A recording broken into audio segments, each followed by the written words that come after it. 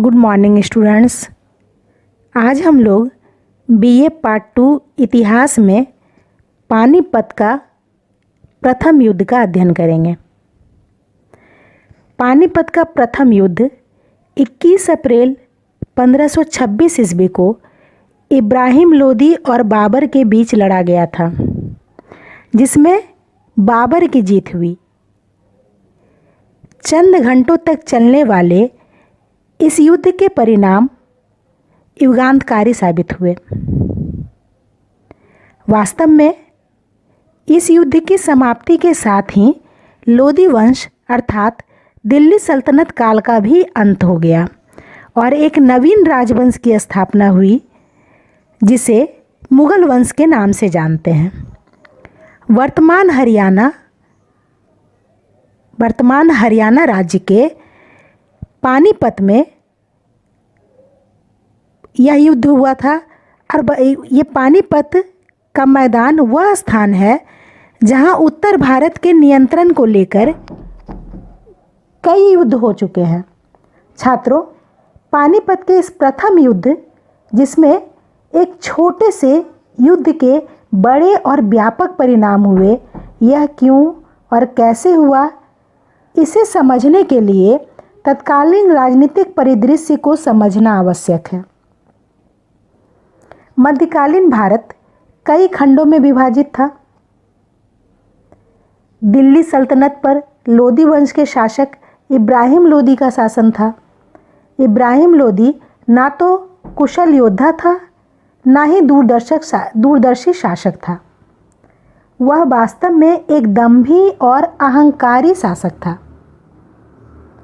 इससे कई अफगान सरदार उससे असंतुष्ट थे। साथ ही पड़ोसी राजपूत राज्य भी इब्राहिम लोदी से असंतुष्ट था। राणा सांगा से कई बार इब्राहिम लोदी का युद्ध भी हो चुका था।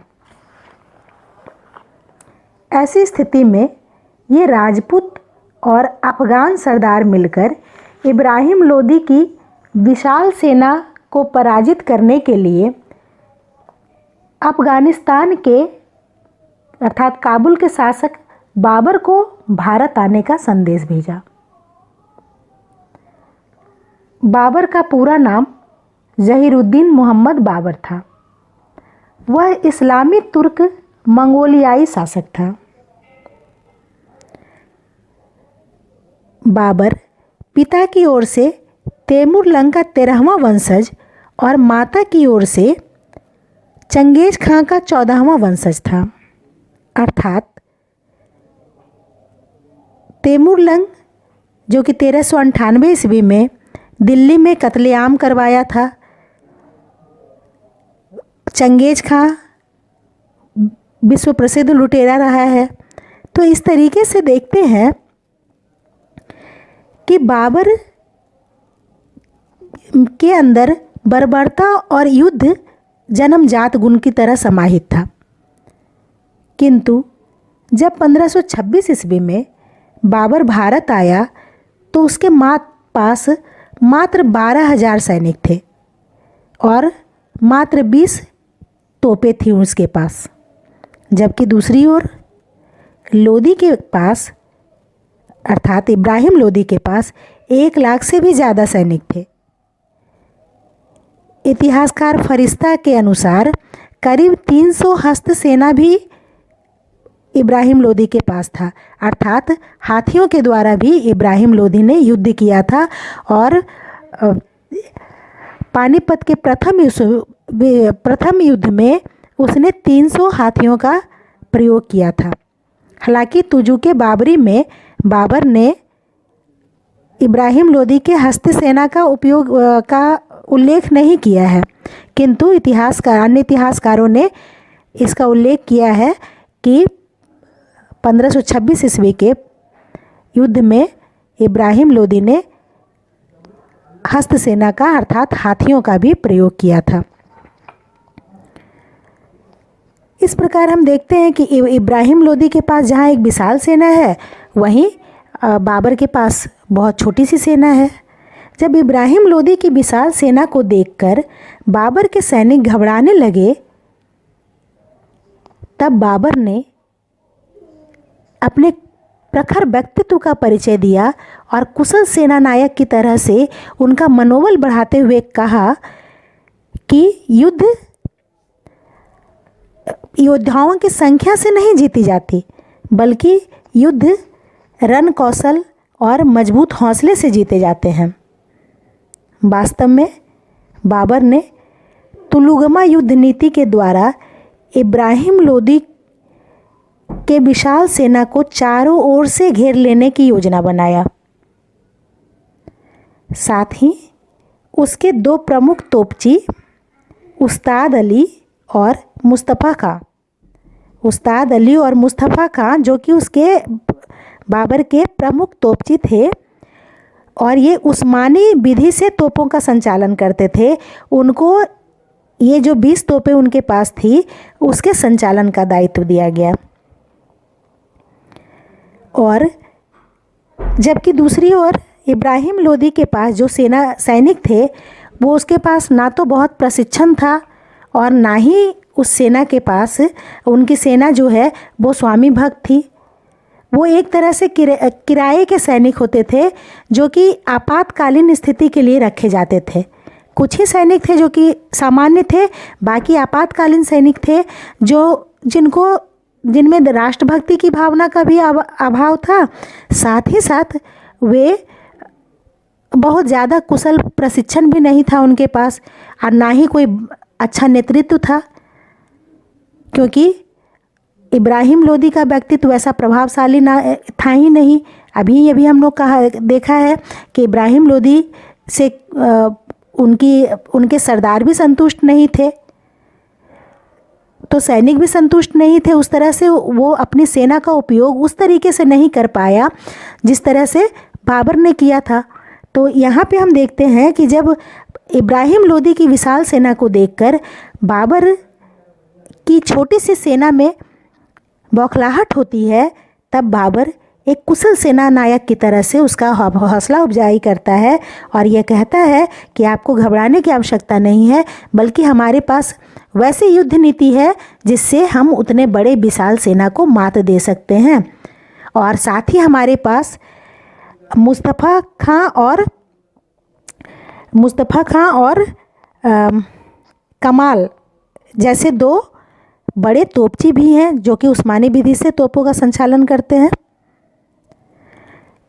इस तरीके से जब 21 अप्रैल 1526 ईस्वी को बाबर की सेना और इब्राहिम लोदी की सेना पानीपत के मैदान में आमने सामने होती है, तब बाबर के कुशल सैन्य नेतृत्व, प्रशिक्षित और अनुभवी सैनिकों, अनुशासित और स्वामी भक्त सैनिकों के सामने लोदी की सेना टिक नहीं पाती है और लोदी की सेना चारों ओर से बाबर के सैनिक से घिर जाते हैं। बाबर ने बारूदों का और तोपों का भी इस तरह से इस्तेमाल किया था जैसा कि लग रहा था कि काफ़ी बृहद स्तर पे गोले बरसाए जा रहे हैं, धमाके हो रहे हैं। इससे पूर्व इतने बड़े धमाके भारत की जनता ने नहीं देखा था। हालांकि इससे पूर्व 1526 भेड़ा के युद्ध में बाबर ने गोलों बारूद और तोप का प्रयोग किया था, लेकिन इतना बृहद स्तर पे लोदी की सेना बारूद को झेलने के लिए तैयार नहीं थी। और हाथियों का कान बहुत संवेदनशील होता है। जब उसने देखा कि ये आग के गोले ज़मीन पे गिरते हैं और इतनी तेज़ आवाज़ होती है और लोगों के चिथड़े उड़ जाते हैं, तो सैनिक के साथ साथ हाथी भी जो है वो बौखला गया, घबरा गया और आपस में ही सेना के बीच में चीख पुकार मच जाती है। और इब्राहिम लोदी के जो हाथी थे वो अपने ही सैनिकों को कुचलने लगते हैं। इस तरह से हम देखते हैं कि इब्राहिम लोदी की सेना में भगदड़ मच जाता है, काफ़ी संख्या में सैनिक मारे जाते हैं और जो सैनिक बचे होते हैं वो भी घबरा करके भाग जाते हैं। इब्राहिम लोदी को भी भागने के लिए कहा जाता है, लेकिन इब्राहिम लोदी यद्यपि दूरदर्शी नहीं था, बावजूद उसके वो बहादुर था और वो पीठ दिखाकर भागना स्वीकार नहीं करता है, बल्कि वीरगति को प्राप्त होता है। इस प्रकार हम देखते हैं कि युद्ध 4-5 घंटे ही चले और इस 4-5 घंटे चलने वाले युद्ध में इब्राहिम की विशाल सेना हार जाती है और बाबर की छोटी सी सेना जीत जाती है।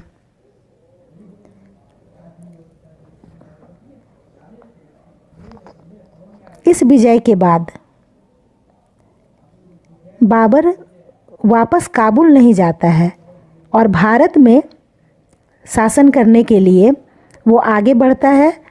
हरियाणा से आगे बढ़कर, पानीपत से आगे बढ़कर वो दिल्ली की तरफ आता है और 27 अप्रैल 1526 ईस्वी को वह अपने नाम का खुतबा पढ़वाता है और इस तरह से दिल्ली में एक नवीन राजवंश अर्थात मुग़ल वंश की स्थापना करता है, मुग़ल वंश की नींव रखता है।